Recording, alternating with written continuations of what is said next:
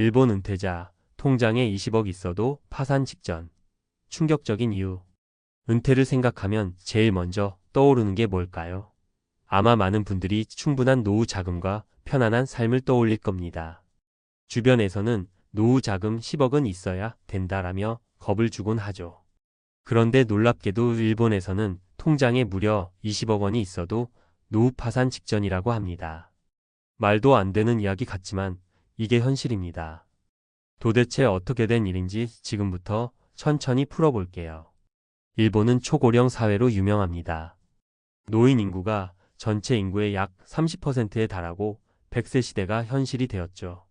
이렇게 길어진 수명은 축복일까요? 재앙일까요? 아이러니하게도 수명이 늘어난 만큼 은퇴 후 생활비 부담이 기하급수적으로 늘어나게 되었습니다.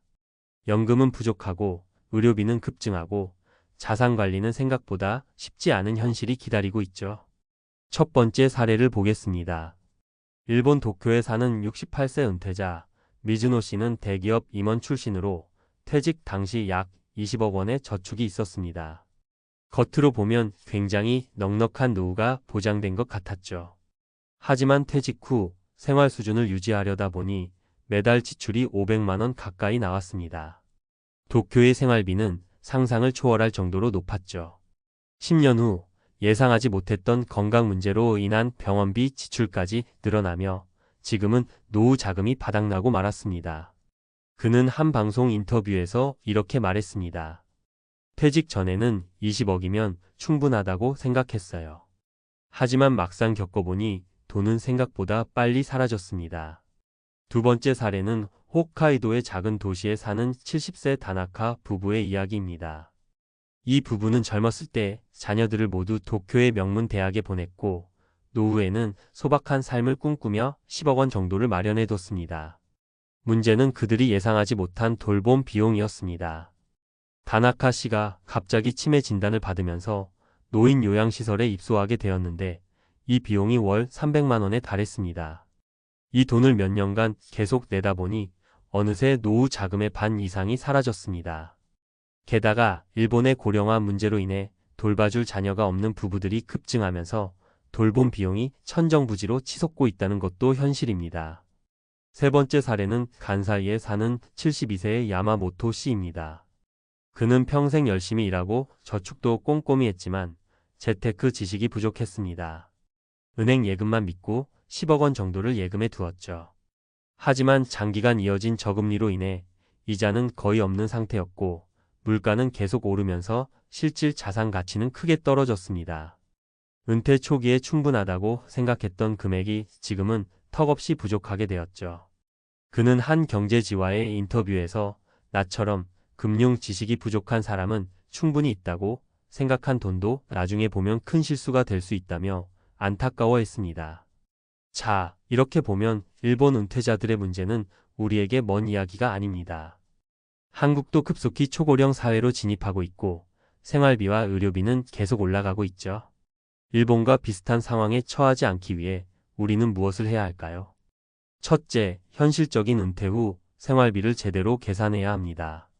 막연히 10억이면 충분하겠지라고 생각하는 것이 아니라 실제 자신의 생활비를 꼼꼼하게 점검하고 예상치 못한 비용까지 고려해야 합니다.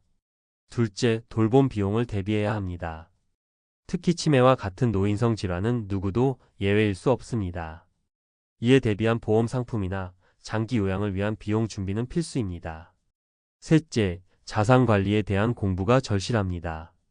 단순히 은행에 돈을 넣어두는 것이 아니라 자산 배분을 통해 인플레이션과 저금리 시대에도 자산의 가치를 지킬 수 있는 방법을 배워야 합니다. 최근에는 은퇴자들 사이에서도 ETF, 리츠, 배당주와 같은 자산 배분 전략이 주목받고 있습니다. 결국 일본 은퇴자들이 20억을 갖고도 파산 직전에 놓인 이유는 단순히 돈이 부족해서만이 아니라 준비가 부족하고 현실인식이 잘못되었기 때문입니다. 지금 우리도 은퇴 준비에 있어서 막연한 안도감보다는 냉정한 현실 감각을 가져야 합니다. 막연하게만 생각했던 은퇴, 이제 남의 이야기가 아니라 우리의 현실입니다.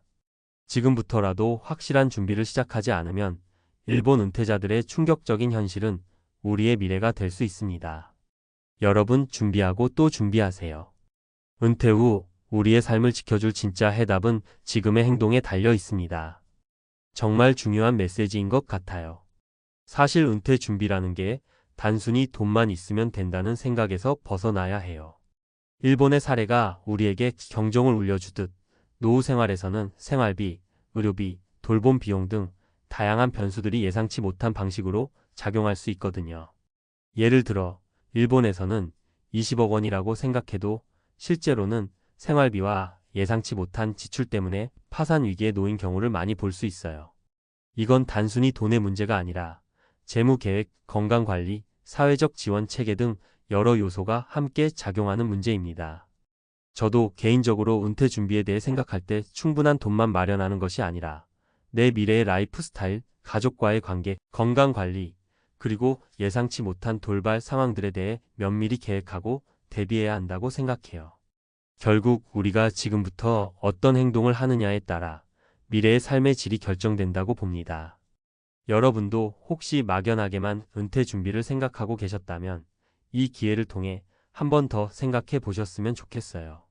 지금부터라도 실제로 필요한 자금, 돌발 상황에 대비한 준비, 그리고 평소 건강 관리와 같은 요소들을 꼼꼼하게 챙긴다면 미래의 자신을 위한 최고의 선물이 될 거예요. 여러분 준비하고 또 준비하세요. 우리의 미래는 지금 이 순간의 작은 실천에서부터 시작됩니다. 아래는 실제 사례 인터뷰 형식으로 일본과 한국에서 은퇴 준비에 성공한 분들의 생생한 경험담을 담은 내용입니다. 인터뷰 일본의 스즈키 씨와의 대화. 인터뷰어. 스즈키 씨, 은퇴 준비에 대해 이야기 좀 해주실 수 있을까요? 스즈키 씨. 물론입니다. 저는 은퇴를 10년 전부터 진지하게 생각하기 시작했어요. 처음엔 단순히 충분한 돈만 있으면 되겠지라는 막연한 생각이었는데 곧 생활비, 의료비, 그리고 돌봄 비용 등 여러 가지 변수들이 있다는 걸 깨달았죠. 인터뷰어. 어떤 방식으로 준비하셨나요? 스즈키 씨. 저는 금융상품에 대한 공부부터 시작했어요. 예금, 부동산 투자, 그리고 주식 등 다양한 방법으로 자산을 다각화했고, 특히 정기적으로 재무 상담을 받으며 리스크 관리에 집중했어요. 또 건강 관리에도 소홀하지 않았어요. 일본은 의료비가 꽤 비싸니까요. 정기 검진과 꾸준한 운동으로 건강을 유지하려 노력했습니다. 인터뷰어. 예상치 못한 문제들을 어떻게 극복하셨는지도 궁금합니다. 스즈키 씨. 은퇴 후 몇 번의 건강 문제와 생활비 상승으로 당황스러운 순간들이 있었지만 미리 마련해둔 긴급 자금과 금융 전문가의 조언 덕분에 문제를 해결할 수 있었어요. 위기 상황이 닥쳤을 때는 즉시 재무 상태를 재점검하고 필요한 경우 투자 전략을 수정하는 것이 정말 중요하더군요. 인터뷰 이 한국의 김씨 부부 인터뷰. 인터뷰어. 김씨 부부, 은퇴 준비에 대한 경험을 공유해 주실 수 있을까요? 김씨. 저희는 10년 전부터 차근차근 준비하기 시작했습니다. 처음엔 얼마면 충분할까? 라는 막연한 고민에서 출발했지만 결국은 모든 예상 지출 항목 생활비, 의료비, 주거 비용 등을 세밀하게 따져봤어요. 그 결과 부부가 함께 꾸준히 저축하며 결국 안정적인 노후 자금을 마련할 수 있었죠. 인터뷰어. 예상치 못한 어려움은 없으셨나요? 김씨 부인. 처음에는 건강 문제로 인해 의료비 부담이 커진 적이 있었어요. 그런데 다행히도 미리 가입해둔 건강보험과 긴급 자금이 큰 도움이 되었죠.